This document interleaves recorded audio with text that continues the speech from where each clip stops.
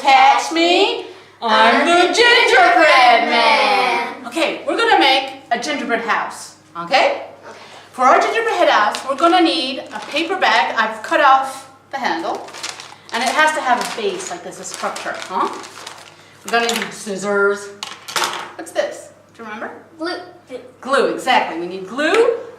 We need markers, pens, exactly. And we're gonna need some paper. That's right. But for our house, what do we need? A door. A door and some windows, exactly. And we've a little bit cheated here. Here we have our little windows. Can we get out our windows that we've started? Exactly over here. So we have our window.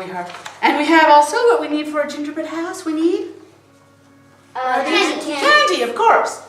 Okay. Well, let's finish up what you were doing. I'll start cutting this out.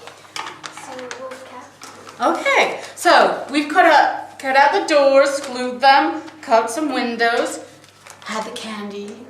Now we're just going to quickly decorate a little bit, directly on it.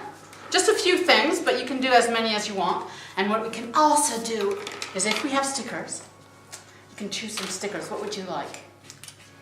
I would like... You can take several if you want.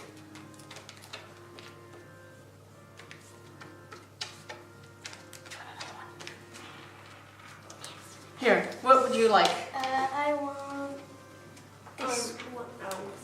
Okay. So yeah, you decorate your little... But now we have a problem. This house...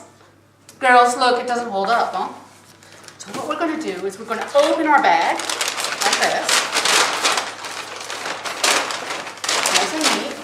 And you need newspaper to fill it in. So just fill it in. Come over here. Yeah, that's right. Fill that in.